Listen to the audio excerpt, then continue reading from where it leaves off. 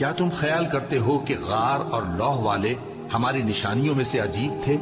جب وہ نوجوان غار میں جا رہے تو کہنے لگے کہ اے ہمارے پروردگار، ہم پر اپنے ہاں سے رحمت نازل فرما اور ہمارے کام میں درستی کے سامان مہیا کر۔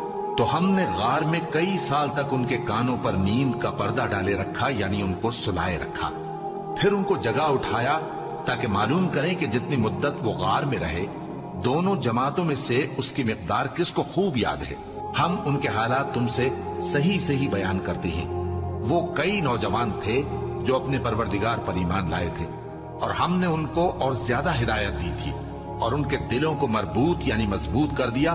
جب وہ اٹھ کھڑے ہوئے تو کہنے لگے کہ ہمارا پروردگار آسمانوں اور زمین کا مالک ہے، ہم اس کے سوا کسی کو معبود سمجھ کر نہ پکاریں گے۔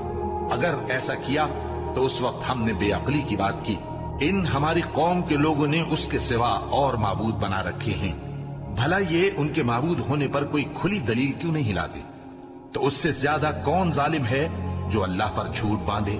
اور جب تم نے ان مشرکوں سے اور جن کی یہ اللہ کے سوا عبادت کرتے ہیں ان سے کنارہ کر لیا ہے تو غار میں چل رہو، تمہارا پروردگار تمہارے لیے اپنی رحمت وسیع کر دے گا اور تمہارے کاموں میں آسانی کے سامان مہیا کرے گا۔ اور جب سورج نکلے تو تم دیکھو کہ دھوپ ان کے غار سے داہنی طرف سمٹ جائے، اور جب غروب ہو تو ان سے بائیں طرف کترا جائے، اور وہ اس غار کے کشادہ حصے میں تھے۔ یہ اللہ کی نشانیوں میں سے ہیں، جس کو اللہ ہدایت دے وہ ہدایت یاب ہے، اور جس کو گمراہ رہنے دے تو تم اس کے لیے کوئی دوست راہ بتانے والا نہ پاؤ گے۔ اور تم ان کے متعلق خیال کرو کہ وہ جاگ رہے ہیں حالانکہ وہ سوتے ہیں، اور ہم ان کو دائیں اور بائیں کروٹ بدلاتے تھے، اور ان کا کتا چوکھٹ پر دونوں ہاتھ پھیلائے ہوئے تھا۔ اگر تم ان کو جھانک کر دیکھتے تو پیٹ پھیر کر بھاگ جاتے اور ان سے دہشت میں آ جاتے۔ اور اسی طرح ہم نے ان کو اٹھایا تاکہ آپس میں ایک دوسرے سے دریافت کریں۔ ایک کہنے والے نے کہا کہ تم یہاں کتنی مدت رہے؟ انہوں نے کہا کہ 1 دن یا اس سے بھی کم۔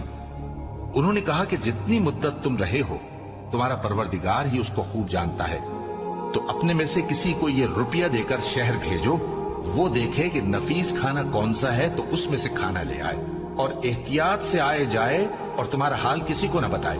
اگر وہ تم پر دسترس پا لیں گے تو تمہیں سنسار کر دیں گے یا پھر اپنے مذہب میں داخل کر لیں گے، اور اس وقت تم کبھی فلاح نہیں پاؤ گے۔ اور اسی طرح ہم نے لوگوں کو ان کے حال سے خبردار کر دیا تاکہ وہ جانیں کہ اللہ کا وعدہ سچا ہے، اور یہ کہ قیامت جس کا وعدہ کیا جاتا ہے اس میں کچھ شک نہیں۔